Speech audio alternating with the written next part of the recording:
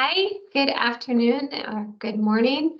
Um, as many of you may know, we have been running a series of webinars to provide information on the guidance that's been provided by the AdTag on indicators. Today we're going to be talking about the guidance that the AdTech has provided on considering Section C of the Global Biodiversity Framework when implementing the monitoring framework. This is a little bit different from many of the other indicators as it is, from the indicator presentations, because it's looking sort of holistically at how do you consider what's in Section C of the framework when implementing the monitoring framework. So I will also mention that all of the webinars are available online. We're recording them so that people can listen to them, as the timing may not work for a lot of people, so they could listen to them later. So afterwards we will post it. And there are additional webinars that are planned on many different indicators, including a webinar that will be covering the traditional knowledge indicators. I think that one is particularly related to this one, and that will be next week. So with that, I will hand over to some of the AdTag members to walk you through this guidance. We have Tiffany Straza, Maurizio Ferrari, and Mark Titus. They represent different communities within that AdTag. Tiffany's been working in the Pacific for many years. Maurizio's been working with IPLCs, and Mark is working on human rights related issues with the United Nations. And so they're going to provide an overview on how Section C can be considered as you implement the monitoring framework. So over to you, Tiffany. Great. Thank you so much, Jillian. I do want to begin by just thanking the Secretariat of the Convention for hosting this series. And thank you especially to Jillian and to Lisa for setting up today's call. I'm just going to start sharing some slides here. So yes, my name is Tiffany Straza. As Jillian mentioned, I've been a member of the Ad Hoc Technical Expert Group that was established to advance the monitoring framework. To make sure that countries have an effective way to assess their progress in implementing the Global Biodiversity Framework. As Jillian has mentioned, we were joined by other experts who participated in this work, and today you'll hear from myself, from Mark and Maurizio. And we were joined in this work by many different people who contributed their time and expertise. So I do want to thank them, and I want to thank everyone who's here today for listening and for joining in this work. So I thought we would begin here by talking about what Section C actually is. During the negotiation of the Global Biodiversity Framework, significant time was being spent on crafting agreed wording for certain topics in each section, each goal, and each target to ensure that the same issues were being addressed. And this was being done over and over again. These are important and in some cases sensitive topics, things like human rights, like the use of a holistic approach or inclusion of particular groups of people, such as Indigenous people in local communities, women and girls, children and youth, and many others. Countries agreed that these topics were essential and were overarching for the entirety of the Global Biodiversity Framework. And so they agreed, in order to, in part, to save time during the negotiation process, they agreed to draw them out into a separate section that became Section C.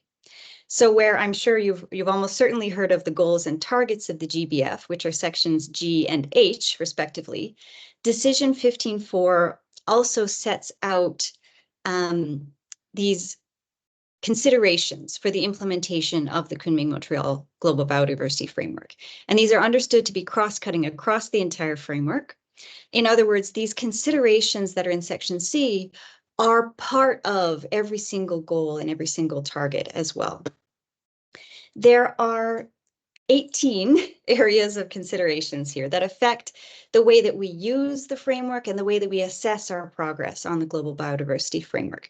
These areas refer to different groups of people. They refer to links with other ongoing work under the convention and under other multilateral agreements and processes, and they refer to concepts that affect the implementation of the framework, how we put into action the ingredients that we need in order to put it into action around the world. I won't read out the whole list here, but you can see that these are very broad. There's lots of different people and entities that need to be involved there.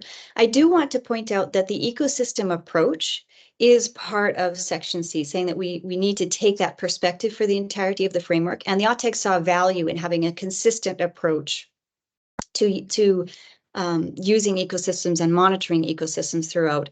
Jillian has mentioned that there are other webinars in this series, and I encourage you to go and check out the recording of last week's webinar on the ecosystem approach if you've not already seen it. So today I want to, as we're considering the monitoring framework, I want to consider how we measure Section C. In the monitoring framework, the indicators that are there are linked to specific goals and targets.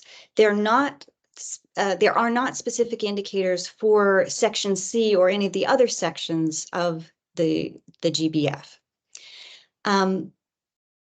So there's no Section C indicator, and there's also no single entity or organization that has the mandate of supporting or monitoring implementation of Section C.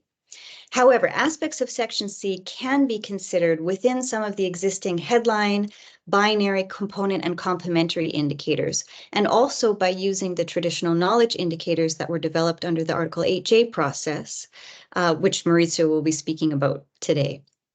Now, in the absence of indicators about processes, it might be difficult to assess the progress of the global community in making monitoring processes more inclusive, for example. But the absence of indicators doesn't mean that we ignore these overarching considerations. There are ways that countries can address Section C considerations in their work and in their reporting about the work that they do.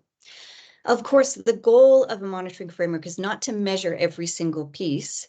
Rather, we want to use smart proxy measurements that allow us to understand what is working well and what we should continue, and where we need to focus our efforts or redirect our resources.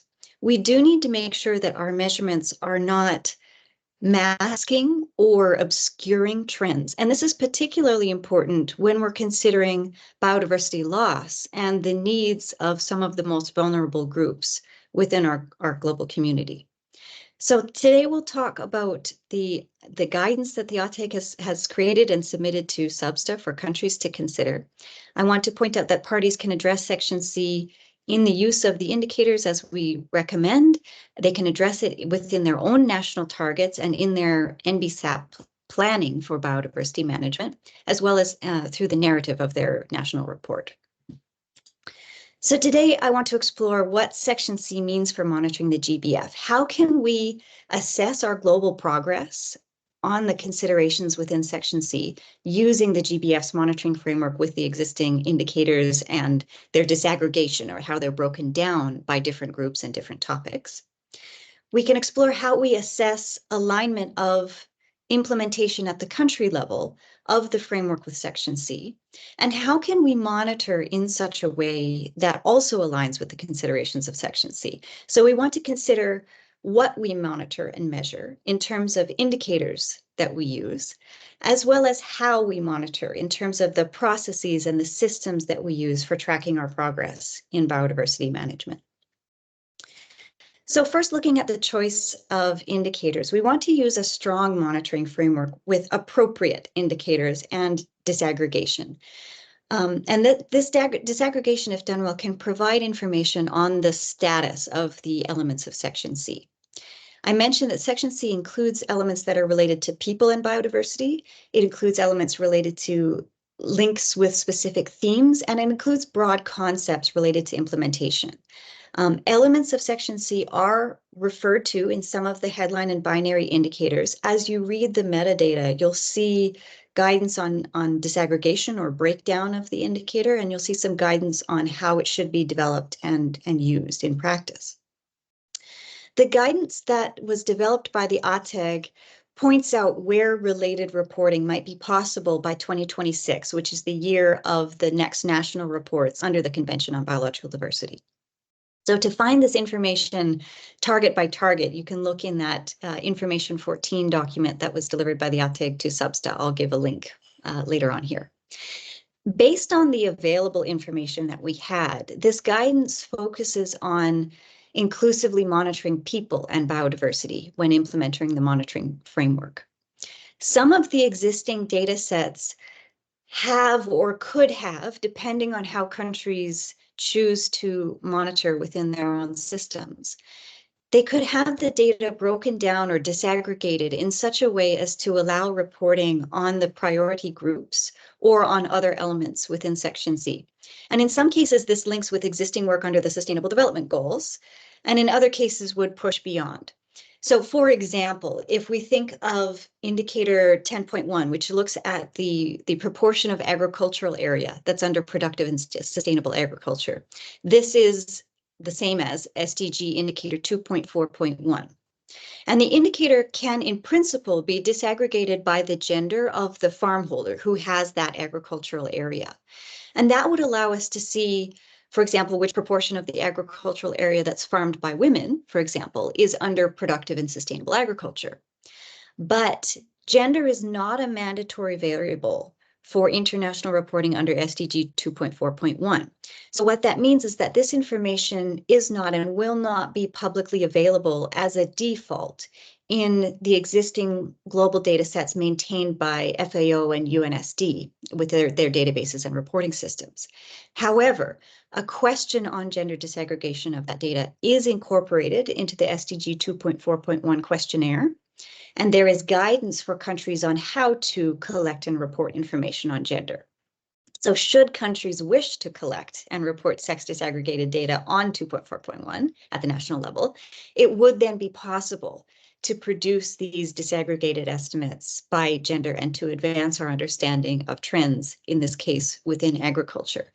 So in principle, in alignment with Section C, we would encourage that kind of effort to collect enough information to make sure that we are able to understand trends within those considerations. Some countries may have more data than others. And for those of you listening, I encourage you to push for those disaggregations where possible within your area of work and within your country. We also benefit here from work that's being done to advance the human rights framework. The indicators that were defined at COP15 in the monitoring framework are not sufficient to measure information for every important social group. That, of course, depends on the national context. But there is an important particular area where there has been important progress within the last year, and that's in the monitoring process being able to include indicators that are important and relevant for Indigenous peoples and local communities in relation to biodiversity. So in this context, a key mechanism is to include the 4 traditional knowledge indicators developed under the Article 8J process and linking with the joint program of work on the links between biological and cultural diversity. Again, Maurizio is going to be speaking about that later today, about those indicators and how they strengthen the GBF's monitoring framework. And Mark will be speaking in just a moment or two here, talking about that link with aligning the GBF monitoring framework with the work that's been done for human rights monitoring. I also want to think about how we can use stronger monitoring processes. The monitoring process, of course, can be adapted to generate that disaggregated data, but it can also be adapted to include participatory processes. Thinking about who's involved in designing monitoring and implementing monitoring, and also going into the broad range of sources that we can use when we collect the underlying data needed to populate the indicators. So the processes of prioritization, for example, if we're selecting certain species or certain sites and areas for monitoring, and the processes of designing and conducting monitoring can be made more inclusive.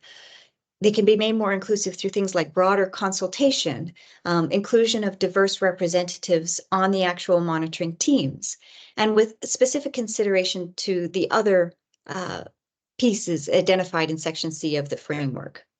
We also can think about the processes of information collection, analysis, and communication. Those should be inclusive, in line with the framework, but also with other CBD decisions and processes.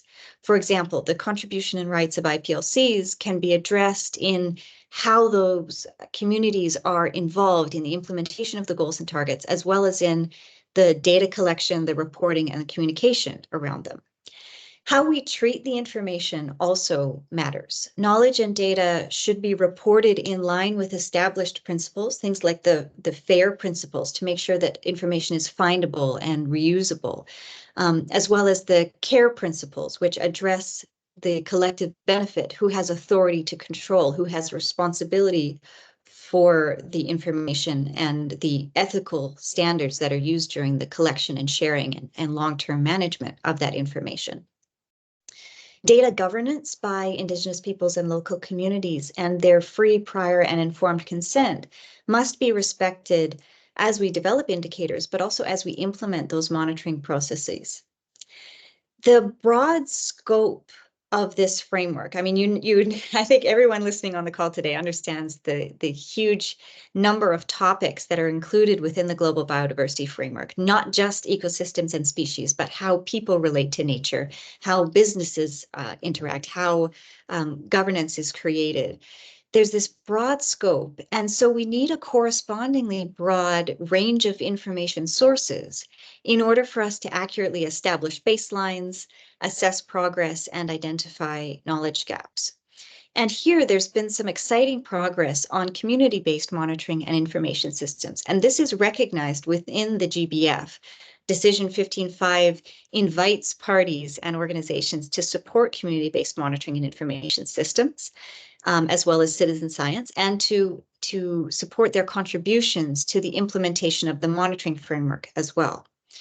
So there are some creative ways to use and to share information from a broad range of sources that are now available. And these can be used alongside the tools that are based on conventional scientific monitoring.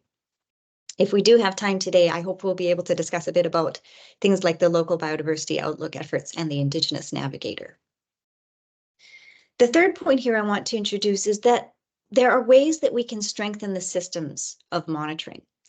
Developing monitoring processes so that they provide this disaggregated detail will require effort, but will ultimately strengthen our understanding and provide a positive feedback into the implementation of the GBF, but also of the monitoring framework.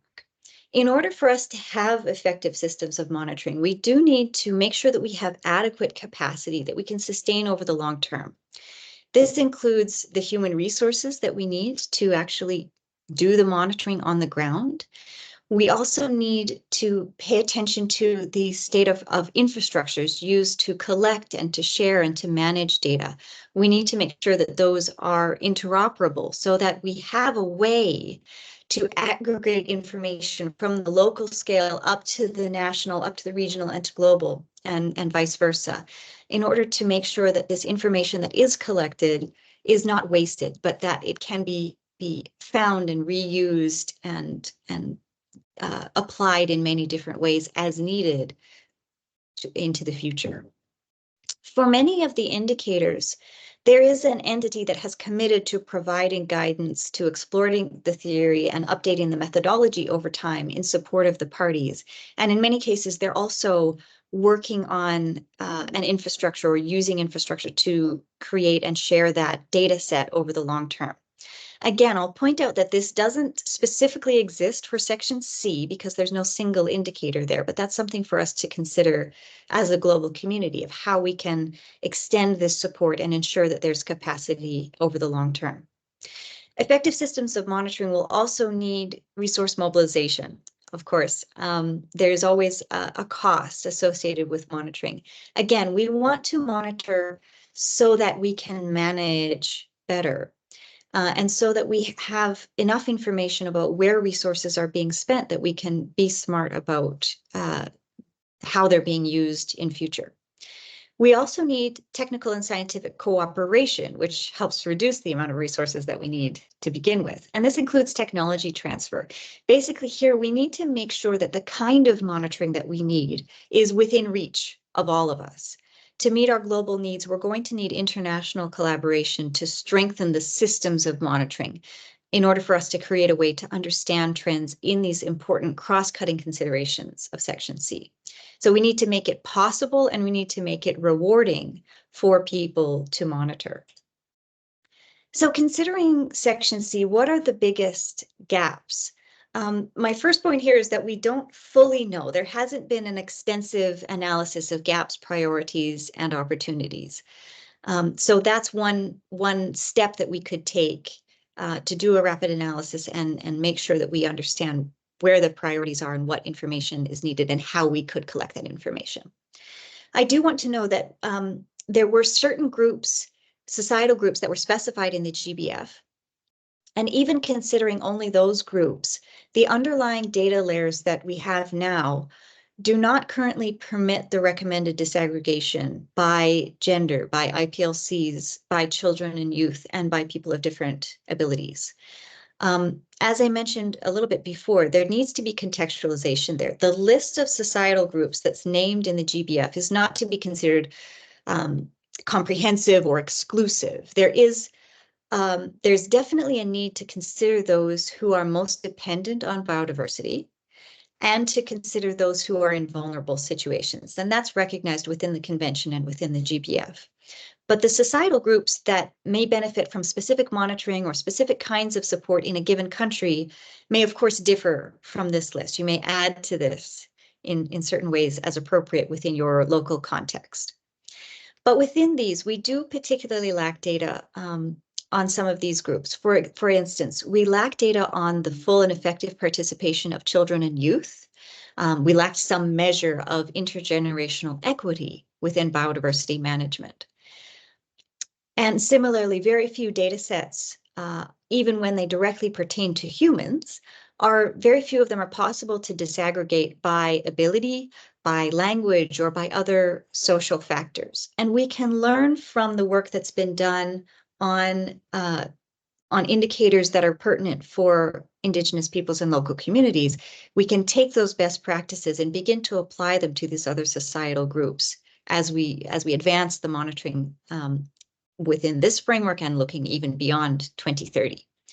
We also know that there are key topics that need particular attention, one of which is the expression of human rights in biodiversity management. Mark is going to talk a little bit about that today. We know that we need more information about the implications within society and within the financial systems, within economy and within culture, the implications of environmental change. We need more work on the use of traditional knowledge and how we can assess its use and development and management as it pertains to biodiversity monitoring at many different levels. And we do need extra effort on those community-based monitoring and information systems. I do want to say here that a lack of an indicator doesn't mean that we can ignore action. In line with the articles of the convention, processes for the implementation of monitoring and assessment activities and the management activities that are under assessment are intended to be inclusive. That's clearly set out in Section C. It's also set out in Targets 22 and 23 of the GBF. So we should also work on measuring how we measure, collecting and sharing information about how we have monitored efforts under the GBF. The information document that was provided by our OTEG to Substa goes into more detail about which indicators address which considerations of Section C. And the information document also says that further work is needed to establish component or complementary indicators that assess things like access to justice and access to information, the information that we would need in order to assess and advance our progress on the GBF. And again, these are links to basic human rights like access to information. A key consideration for the GBF is the recognition of human rights as we implement, as we report on, and as we evaluate the GBF. So here I'm going to pass the floor to my colleague, Mark, who will give us a rights-based perspective on monitoring the GBF. Mark is the Human Rights Officer at the Office of the UN High Commissioner for Human Rights. So Mark, you have the floor, please.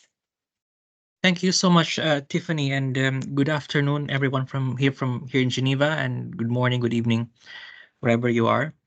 So I'd like to start by saying that as Tiffany very clearly also mentioned, human rights permeates, I think, many of the elements of the monitoring framework. And it's great. It's a great stride that it is explicitly referred to in several parts of the monitoring framework itself. And as part of its tasks, the ATEG also made I think considerable progress in operationalizing human rights in terms of indicators, in terms of processes for monitoring, and in terms of capacity building needs. So I think for now, I'd like to focus on the concrete ways by which human rights-based approaches have been operationalized in the framework.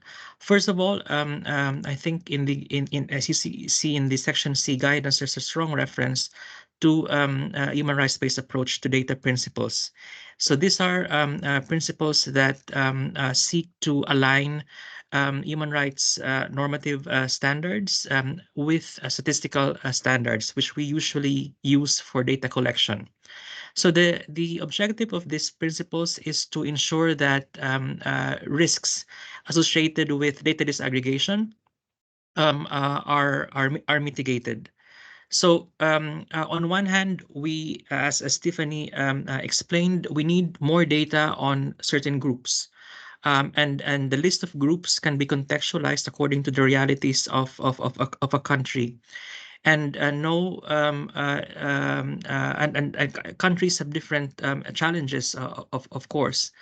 So when we embark on a data collection process that seeks to ensure that a certain GBF indicator is disaggregated in order to track how a particular group is faring under that indicator, we need to ensure participation, meaningful participation of those groups. So the reference, for example, the free prior informed consent and the care principles is also important.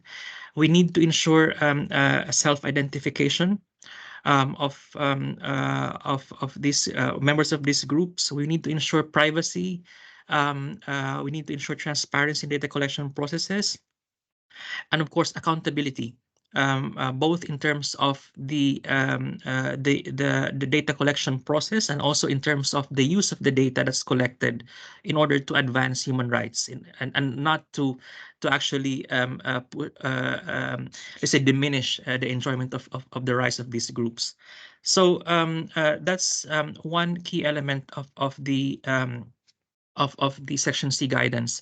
Next slide, please, Tiffany. So also in terms of, as I said earlier, the explicit recognition of human rights, we see that not just in goals in Section C, but also in targets, in several targets. And in terms of, as an example, in Target 22, we have, and Mauricio will also discuss this afterwards.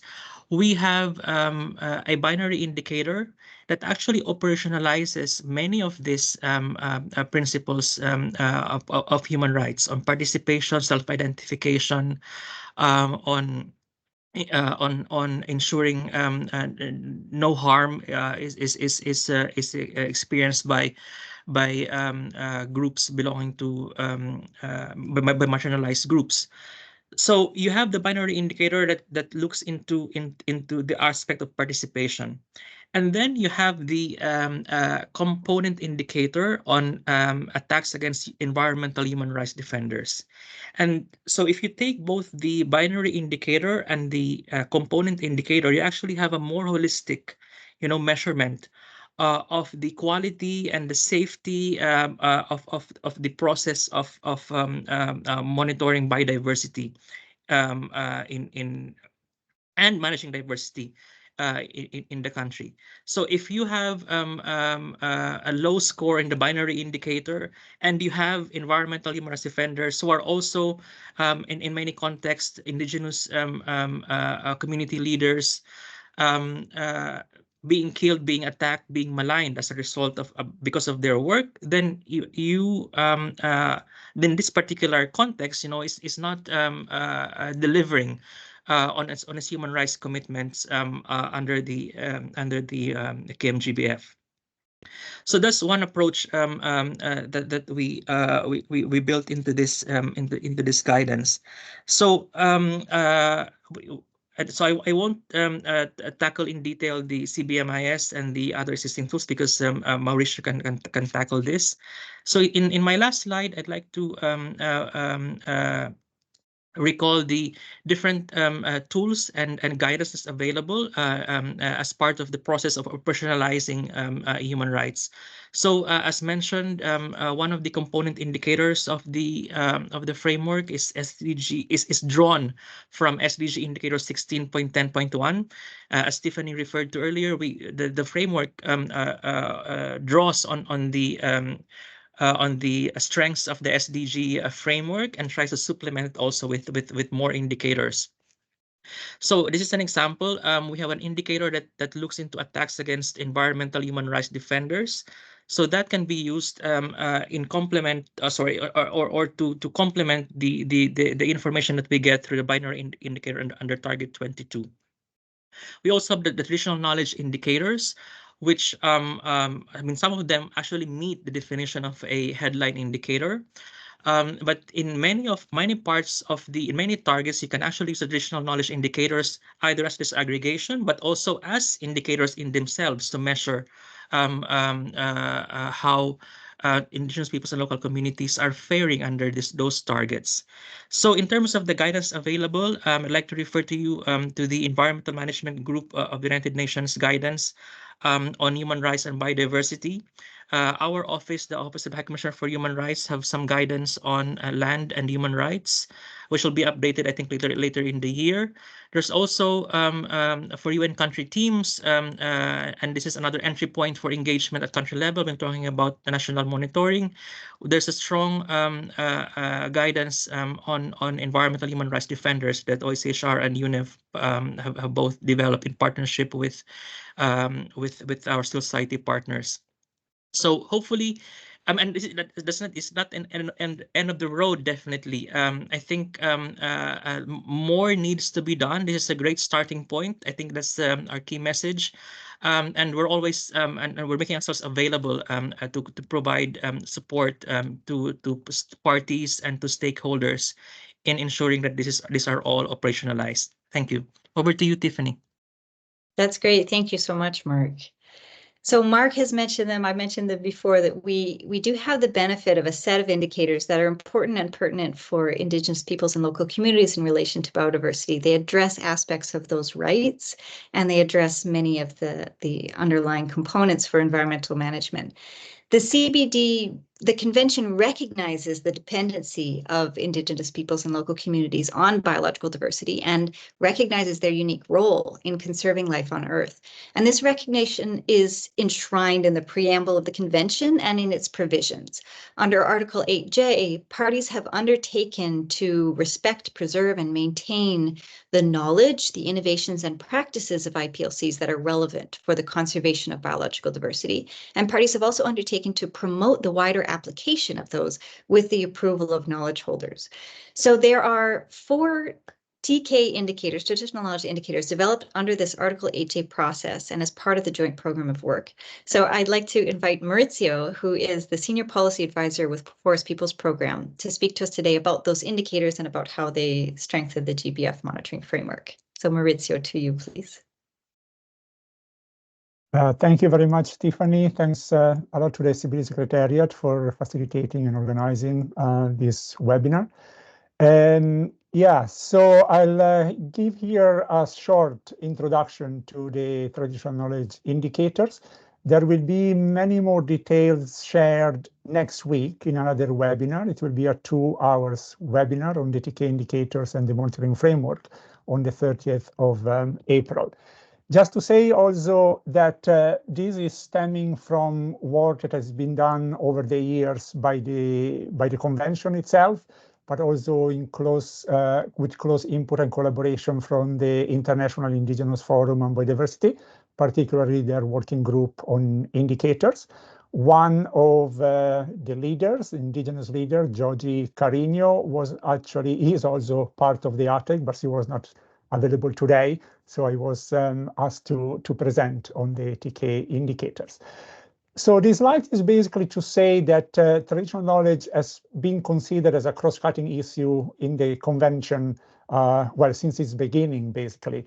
And back in COP7, it, as part of the suite of indicators to address monitoring towards achievement of what was then Target 2010, the COP7 adopted a number of indicators, and one of them was the status and trends in linguistic diversity and speakers of indigenous languages as a proxy for traditional knowledge. After that, there was a realization that that was not really sufficient to monitor traditional knowledge across the objective of the convention. So COP8 issued some guidance on the selections of a few meaningful indicators through a technical process that could potentially identify culture-based, land-based, people-based, and policy-based indicators. So some technical process happened between those COPs and up to COP10, and COP10 decision 43 adopted two additional indicators, one on land use change and land tenure in the traditional territories of indigenous peoples and local communities, and one on traditional occupations. And then COP13 in the decision number 28 confirmed basically 4 TK indicators to be used in the strategic plan 2011-2020. So if we can go to the next slide, Tiffany, that's basically the composite of the 4 TK indicators that have been adopted over several COPs. So the first one was the one on linguistic diversity, then the status and trends in the practice of traditional occupations, the status and trends in land use change and land tenure.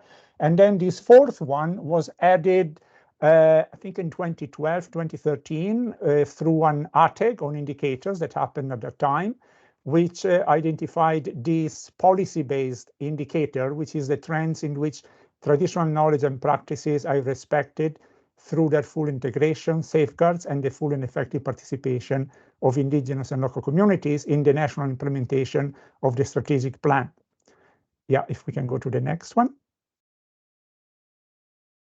So what happened was that those indicators had been adopted over, through different COPs. However, there wasn't really a significant process for operationalizations, and also there wasn't a mobilization of resources to operationalize them. So in the last 2 years, between 22 and 24, COP15 requested the working group on Article AJ at the 12th meeting, which met last November, to review the 4 TK indicators under the joint program on the links between biological and cultural diversity. The CBD Secretariat has been carrying out a technical and scientific review of those indicators in early 2024, so this past few months, in response to a request from the working group AJ 12 meeting, including the compilation of metadata sheets for all of those 4 indicators. As part of that, an expert workshop on TK indicators was held on the 8th to the 10th of March, so just last month. The technical review and the outcomes from the expert workshop were shared with the ATEG on indicators in response to a request from SAPSTA 25. And if we go to the next one. So this is just a brief outline of the scientific and the technical review. It is composed of 4 parts. The first one is the background information on the description and a little bit of the history of the 4 TK indicators and the role of traditional knowledge in the monitoring framework of the KMGBF.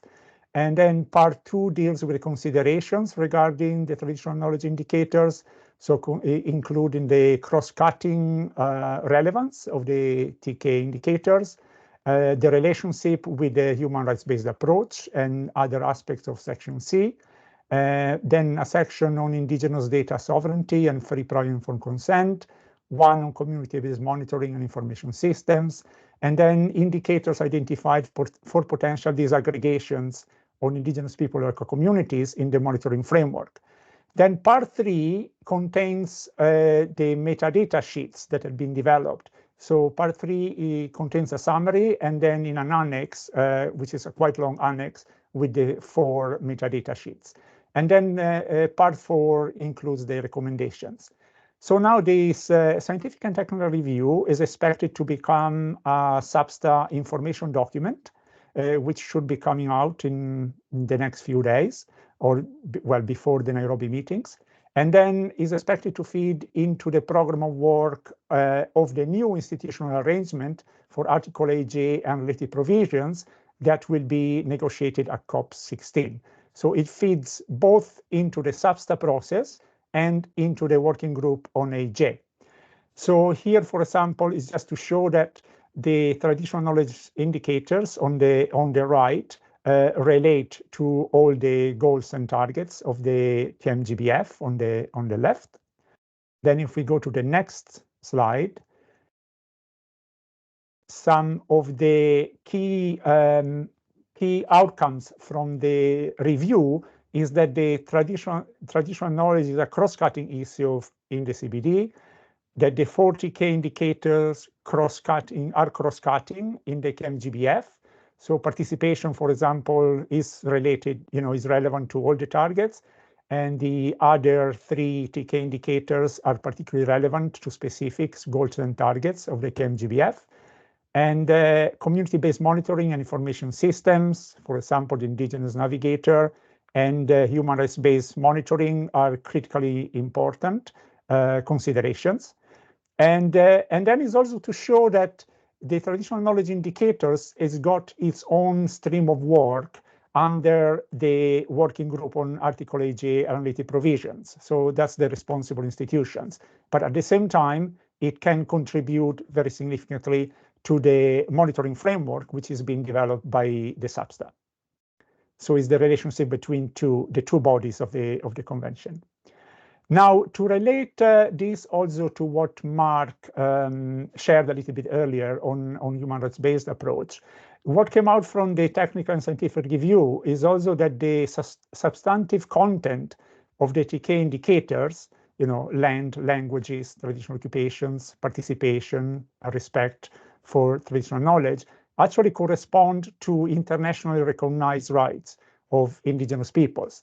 So as such, traditional knowledge indicators can be monitored applying the well-established human rights monitoring framework that Mark talked about a few minutes ago. So using structural, process, and outcome indicators. And also they help monitor under the human rights framework other related human rights principles. So access to information, full and effective participation, and access to justice and remedy. Although some of these still remain gaps to be addressed in the monitoring framework, particularly in relation to Target 22. Now, if we go to the key messages from the traditional knowledge expert workshop that took place last month, so here is some of the general messages. One is that operationalizing the traditional knowledge indicators can support the implementation of various aspects of Section C, including the whole of government and whole of society approach. Then that there should be an alignment of the GBF monitoring framework with the human rights monitoring framework. And also that building bridges between sciences and indigenous and local knowledges are important to build stronger and holistic knowledge bases, and complementing party-led monitoring with community-based monitoring and citizen science with adequate financial and technical resources will be important for successful implementation of the monitoring framework.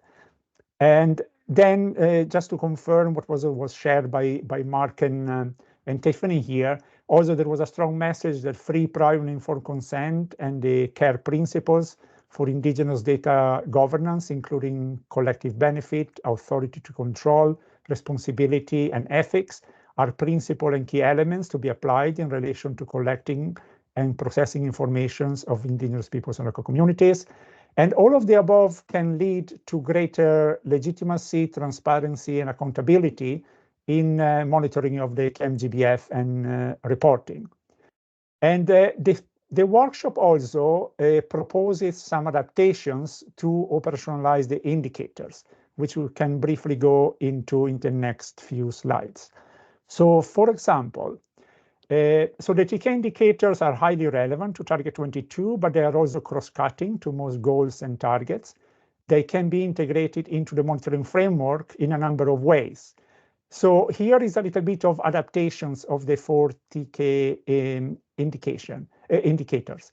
So for the one on traditional occupations, the workshop proposes to actually use the title of the indicator, the headline indicator 9.2, which is percentage of the population in traditional occupations. And the International Labour Organization has done some work on it, but there is also data being collected by the Indigenous Navigator on this particular indicator. The workshop also recommended that this could be considered as a component indicator for targets 5, 10, 18, 21, 22, and 23. So they were this indicator was considered relevant to all of those targets. The one on status and trend in linguistic diversity and number of speakers of indigenous languages, the proposal from the workshop was to use an existing indicator, which is called the Index of Linguistic Diversity.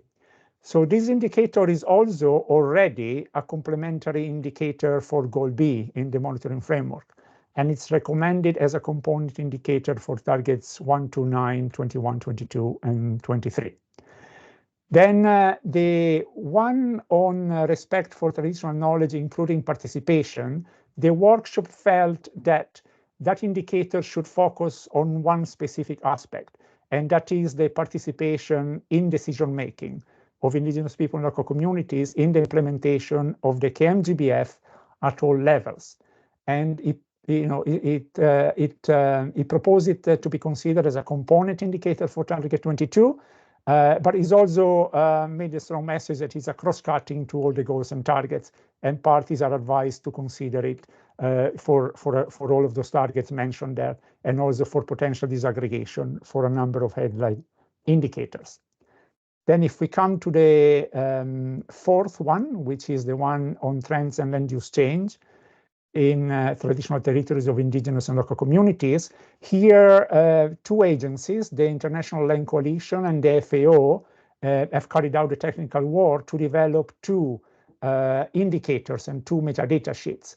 So one is on the proportion of lands and territories held or used by indigenous peoples and local communities with legal recognition or legally recognized documentation, and where there is perceived security of tenure. And this is built on the existing SDG 1.4.2. And then a second aspect, which a second indicator, which is the land use in lands and territories held or used by indigenous peoples and local communities. And this builds on other related SDG indicator. It was recommended that it could be considered to be included as a headline,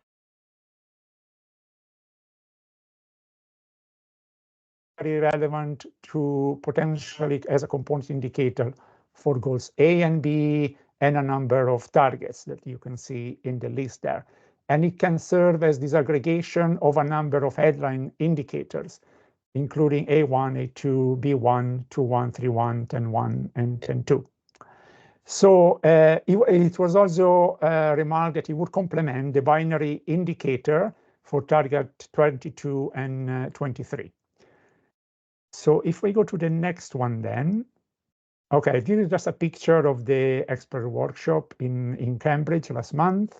It included a number of ATEC members, a number of indigenous leaders, and relevant agencies that have been working on developing the metadata sheets.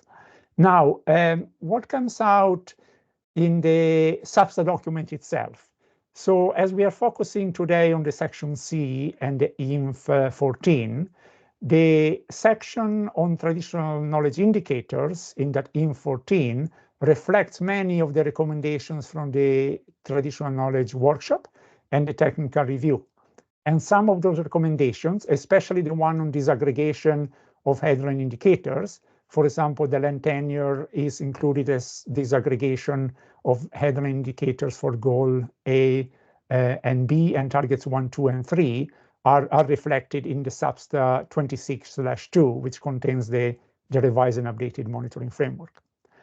The ARTEG also identified the utility of the traditional knowledge indicators as component indicators under target 22 and selected other targets, and also considered that the traditional knowledge indicator on land use change and land tenure could meet the criteria required for a headline indicator.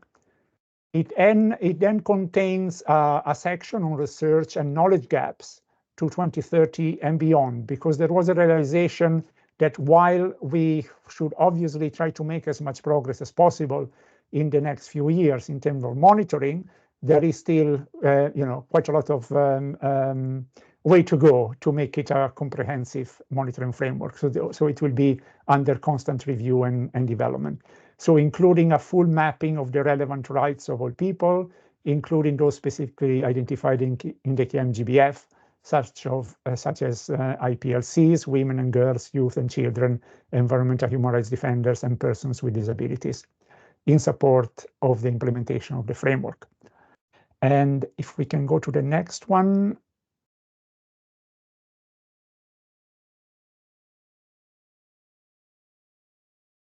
Yes, so in terms of practical actions, so in terms of next steps, of course, all of these will feed into the SABSTA discussion and negotiations of the monitoring framework next month in Nairobi.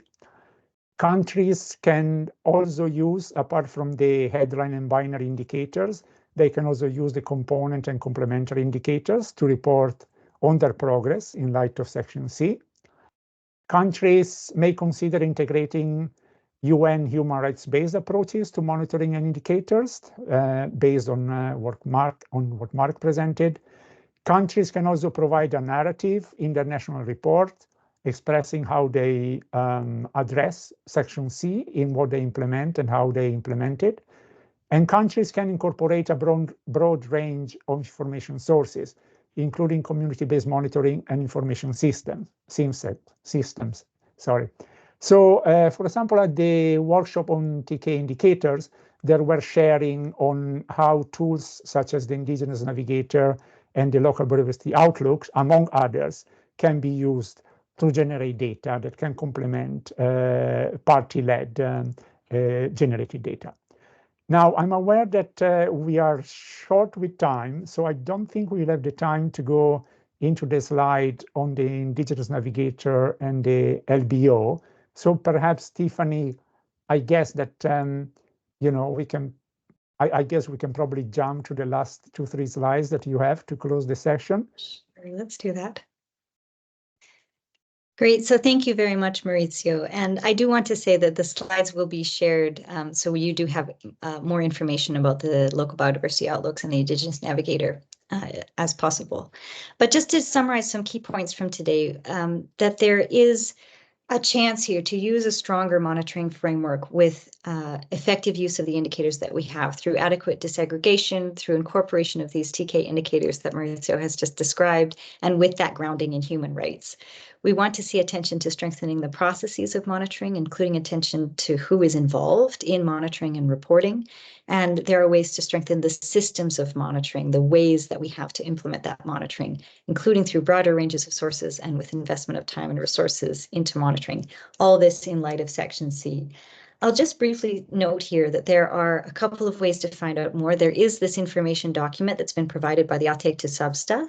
There will be the webinar on TK indicators, as Maurizio has mentioned, next week. And please do see the other webinars in this series.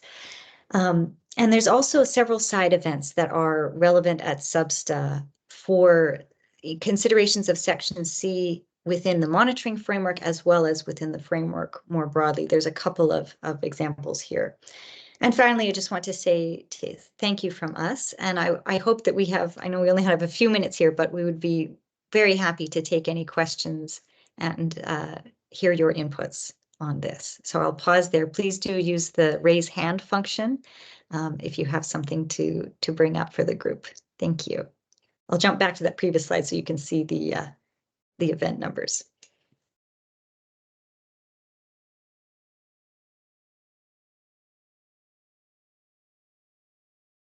I don't see any questions in the chat, so please do use the chat or raise your hand if you'd like to.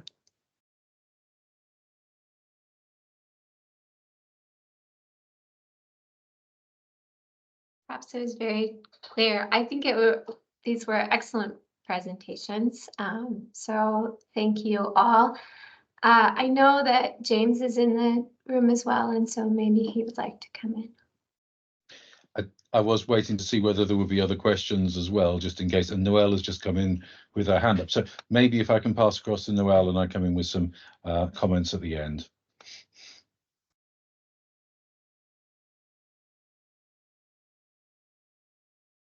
Noelle, please go ahead.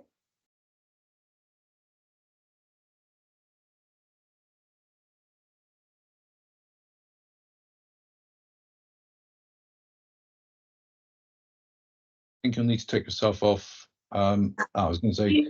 You should be able to unmute now. I have to elevate you to give you speaking rights. You're unmuted now. Go for it. So I can do it now. I couldn't before. Sorry. Thank you.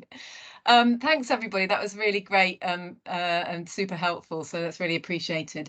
I've just got a bit of a question on, so we've been working, this is Noelle from BirdLife International. So we've been working with some of you guys here, looking at how we can kind of more comprehensively monitor a human rights-based approach across the framework, and looking at that sort of element of Section C, hence what that we've been talking about, and sort of wondered what scope there still is for getting any sort of changes and reflections on that into the annexes in the SBSTA.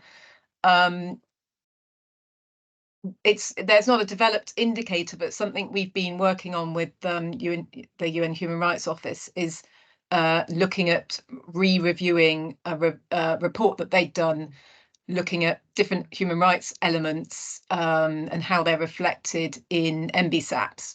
And so you could look at that over time by going back and looking at new MBSAPs, and then also the national reports to look at there's a set of different procedural and substantive rights that are kind of reviewed. So a relatively simple composite indicator that can pull together a sort of, and is a sort of external evaluation of how countries have reported they're treating these different human rights, and then how they're integrating them into their action plans, and then how they're reporting them in the reports. And then we could work towards some sort of evaluation process to look at that kind of in more depth, and not just pure by country reporting. But we have a kind of baseline there. So it's something that could be looked at. And I'm wondering, I mean, it's something that if we had funding, it could be done independently. So it's still something that can be done, even if, of course, we know the monitoring framework is quite restricted in what we can change at this point. But I wondered whether there was scope for that sort of approach, which tries to, and there of course still apply to the relevant targets as well, but whether there's scope for that kind of composite indicator idea at this point. Thanks. It sounds very interesting, and I think James and Gillian can comment on the procedural steps here. I would just say that there are multiple pieces like this where there are bits being developed. We may not be ready to use them right now, certainly perhaps not to present at SBSTA next month procedurally. But thank you for carrying on that work. I think it's going to be interesting as we progress towards 2030, but I'll let Gillian perhaps and James respond. Gillian, do you want to go first?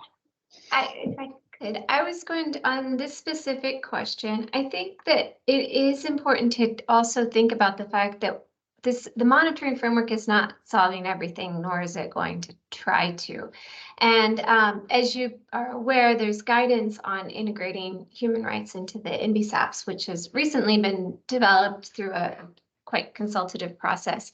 And there's there's the gender plan of action. There's, we're always going to need detailed guidance that walks people through how to develop an NBSAP, how to involve different stakeholders in the NBSAP, how to consider Section C at the national level. And in that process, countries will need to have a slew of national indicators and look at different things. And so this is why in the monitoring framework itself, there is a very high recognition also of the need for national indicators.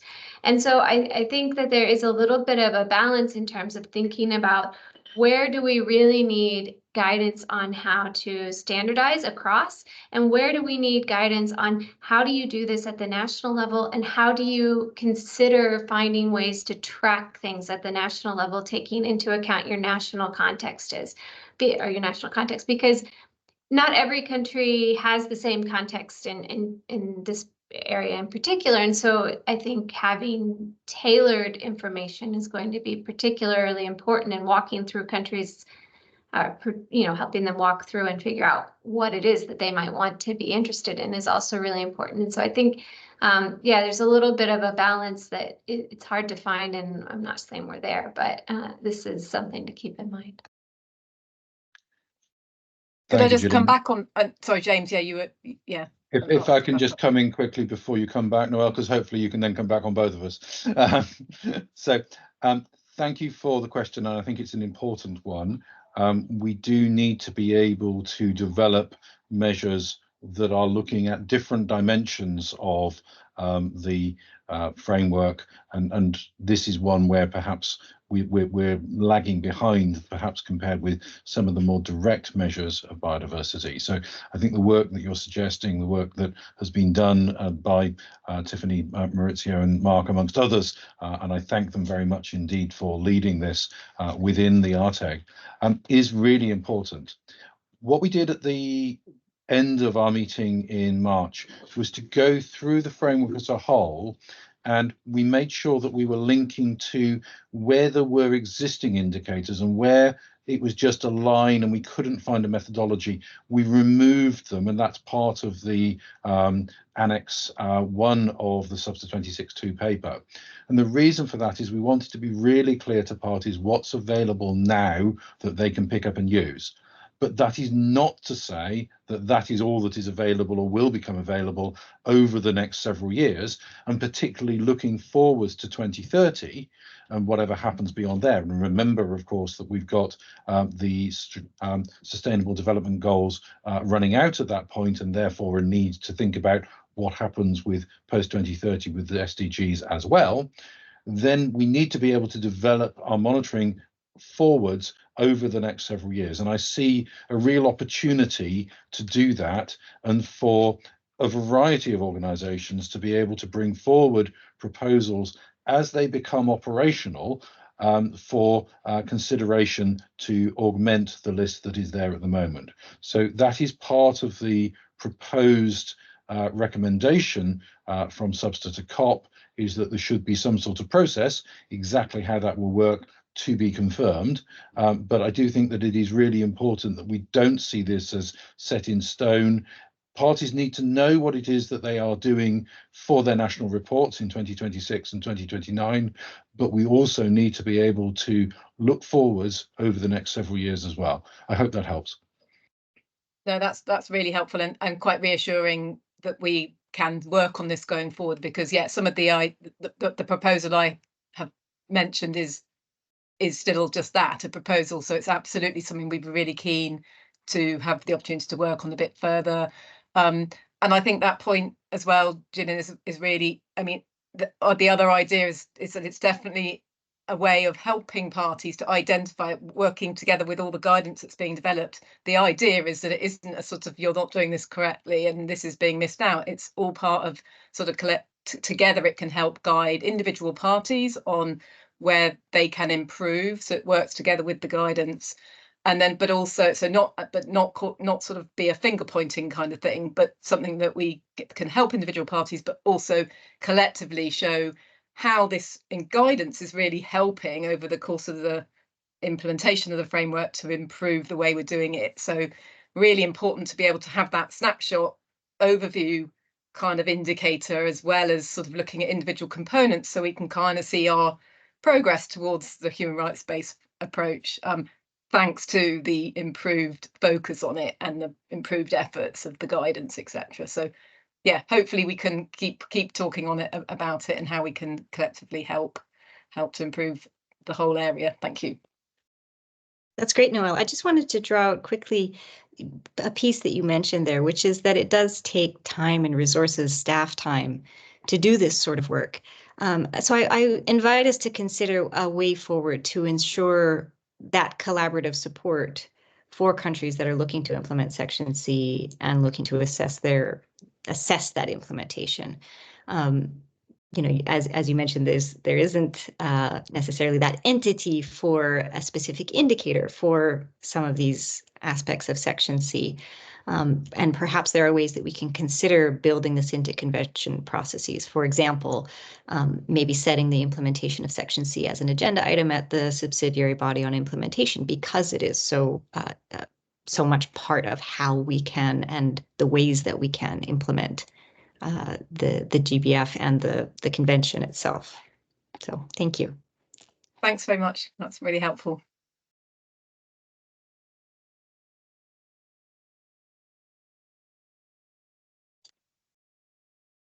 Yeah, So, I think. Sorry. Go ahead, Jeff. Wrap up. Sorry, Yeah. I put myself on mute. Can I make a couple of closing remarks? Please do, James. Thank you. Thank you very much indeed. Firstly, thank you very much indeed for a very informative and very useful webinar. And I echo your encouragement for people to take part in the other webinars that we've got coming up, or if you haven't taken part already, to watch the recordings that are available on the same webpage. There's a lot of information there. Secondly, to note that the metadata for the traditional occupations indicator is within the INF14 document, and that there will be a separate INF document with the information on the traditional knowledge indicators coming out, hopefully very, very soon, hopefully within the next day or two. And that, I think, will be INF 11, but I'm not entirely certain of the number, because as you can imagine, those need to be assigned by the Secretariat.